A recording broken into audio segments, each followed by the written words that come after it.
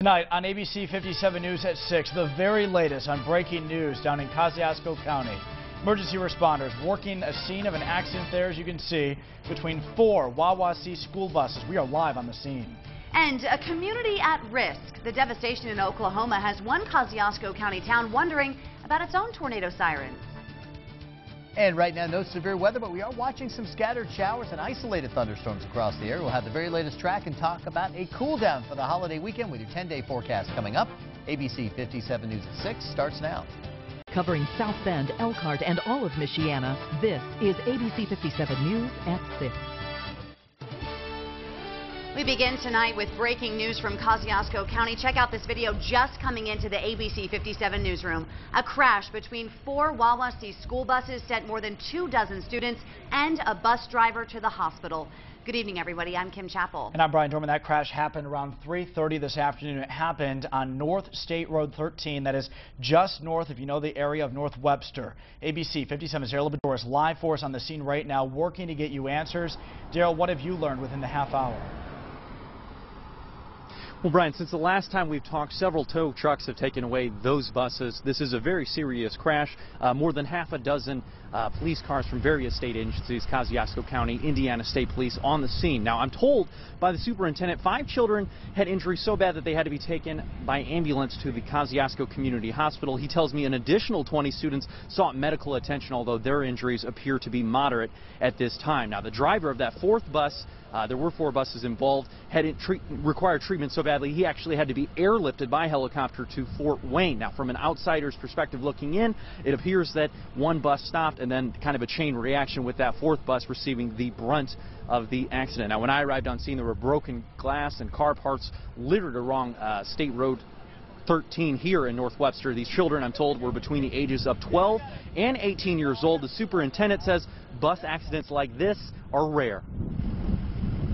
They do practice bus evacuation drills, and we know that it's not a perfect world and there are accidents. You don't ever, though, dream of 4 buses lined up that have hit on the highway. Now, emergency crews are still on scene working, trying to get the road cleared off. It is blocked right now. I'm told they'll be here for at least another half an hour or an hour, trying to get it taken care of as soon as possible. Details are limited, so stay with us. I'll continue to bring you updates as soon as I get them. Reporting live in North Webster, Daryl Bedoris, ABC 57 News. It's been raining off and on throughout the day today, heavy even at times. We shot this video in Buchanan this afternoon. We may not be done with the rain just yet. ABC 57 Chief Meteorologist Jamie Martin joins us now. And Jamie, you're tracking more showers and even cooler temperatures. Yep, sure. And Brian, the good news here is we're going to be cooling things off so we can say goodbye to the thunderstorms and just have to deal primarily with rain showers. That's what we're going to see overnight and for tomorrow. The thunderstorms, though, still over towards Sturgis, southward, all the way in towards Auburn right now. So it's beginning to edge out of our viewing area. Just a few sprinkles left over behind it. But again, some of the heaviest weather right now from Sturgis southward all the way now to the east of LaGrange, but right along 20. That's where we're seeing some of the heaviest rain heading into Orland at 6:09. So we're still dealing with some continuing the chance of showers. And look what's going on to the west of us. Some occasional showers, even out in the central and northern parts there of Illinois. That's what's going to shift in overnight. So we're still going to see some evening showers and overnight showers, but no big thunderstorms now in the forecast. 67 degrees right now in South Bend. It's 70 in Elkhart, 70 degrees in Warsaw, 70 also in Rochester. So temperatures in the upper 60s to about 70. We should stay just about there through most of this evening, and we'll have a big cool down after that. We are talking about 50s not only for lows, but also for highs by tomorrow afternoon. So we'll talk more about the cool down and what it means for your big holiday weekend coming up with your 10-day forecast in just a few minutes. Brian? New information from Moore, Oklahoma. Rescue crews have found 6 people missing after that EF5 tornado, 5 of them alive. Right now, the death toll stands at 24. More than 320 people injured. Homeland Security Secretary toured the devastation today. President Obama is expected to visit Moore on Sunday. The massive destruction in Oklahoma has brought an emergency alert system to light in one Kosciuszko County town. ABC 57's Emily Pritchard joins us live from Winona Lake Town Hall. And Emily, this morning they confirmed that the tornado siren doesn't properly work. That's right. In fact, only 2 of the 8 speakers on it work. And today I talked with the town coordinator here, Craig Alaba, and he told me they are working to try to determine what the problem is exactly with those speakers on top of the fire department. Now, a new one could run the town $25,000 to $28,000 at last estimate. But if the fix is as simple as a few new speakers, well, that could just cost a few $100s a pop. Now, today they do believe the wiring is an issue after looking at those speakers. The tornado siren is a problem the council has addressed about a year ago, and many even believed that the siren was fixed. It either was repaired and found a disrepair again, or it never was completed, repaired. As a result of the meeting last night, we've already checked into it this morning.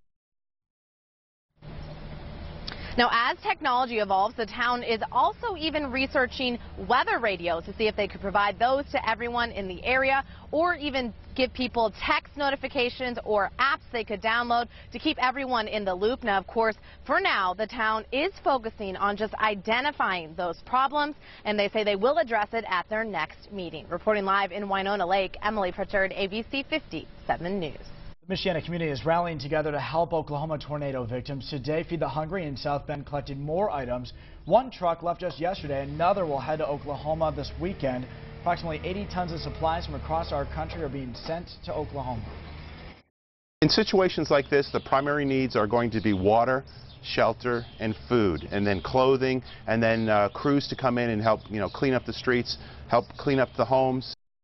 It costs $2,000 for every truck you see there to move 20 tons of supplies. Stay with ABC 57 News for continuing coverage of the Oklahoma tornado. Up next on World News with Diane Sawyer, new chilling video of the twister and the latest on the aftermath. Then, all new at 11, ABC 57 is working to protect your family from scams surrounding the Oklahoma tornado tragedy.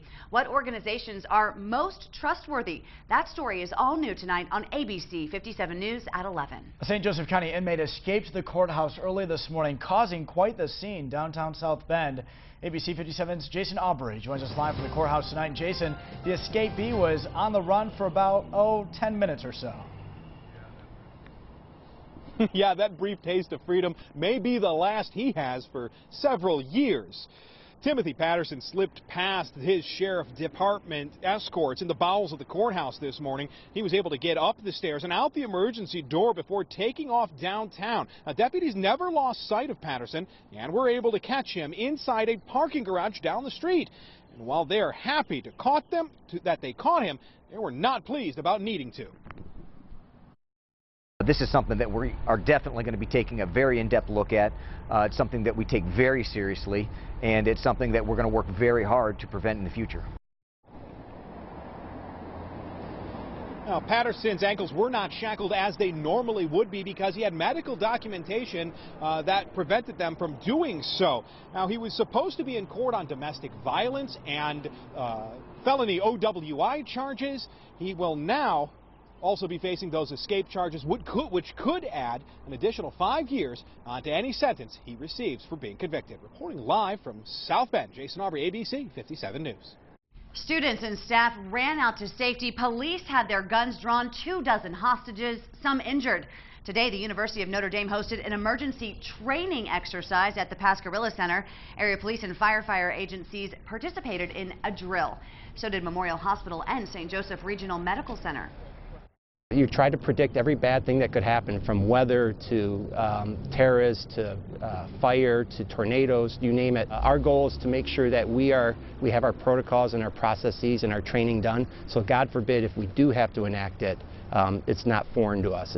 Notre Dame has been holding these annual drills since 2006. The city of South Bend is ready to take action on a proposed Superfund site. We first told you about this last night. The site includes Beck's Lake right there over LaSalle Park. That was once home to an automotive and waste dump. Federal officials are concerned about the soil there. Today, Mayor Pete Buttigieg says that he reached out to the feds to schedule a public meeting. The owner of the Palisades power plant in Van Buren County planned to replace the bottom of a water tank that leaked nearly 80 gallons of radioactive water into Lake Michigan earlier this month. Government says the radiation level did not hurt the environment. The repairs are expected to be done by early summer. Palisades is currently offline. Construction crews caused a gas leak in downtown South Bend today. Workers were drilling and hit a pipe around noon. Firefighters blocked off LaSalle between Michigan Street and Niles Avenue for about 2 hours.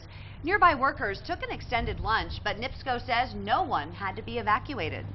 They were doing some boring. A third-party company was doing some boring. You can see the boring machine sitting down the road there, and they hit the gas line. It's a little bit larger than a residential line. NIPSCO capped that leak and LaSalle reopened shortly before 2. South Bend traffic alerts have passed along. The city closed 2 blocks of Lincoln Way West today between Diamond Avenue and North Walnut. The crews are doing storm sewer work over there. Closure is expected to last through Friday. We're following breaking news for you right now out of Kosciuszko County. A crash between 4 Wawasee school buses sent students and a driver to the hospital this afternoon. Right now, we do have a crew on the scene working to bring you the very latest information. We'll have an update coming up. A Plymouth Lake house goes up in flames where firefighters say that fire started and how much damage it caused. Plus, and we're still dealing with more showers across the area right now. A couple of thunderstorms, but pushing out of our eastern areas at the present time. Sturgis beginning to get some light rain now, but heading out of Bronson over towards Coldwater, 623. Quincy at 635. More tracking and your 10-day forecast just ahead. Live coverage like no other. ABC 57 News and Live View go live anywhere, anytime.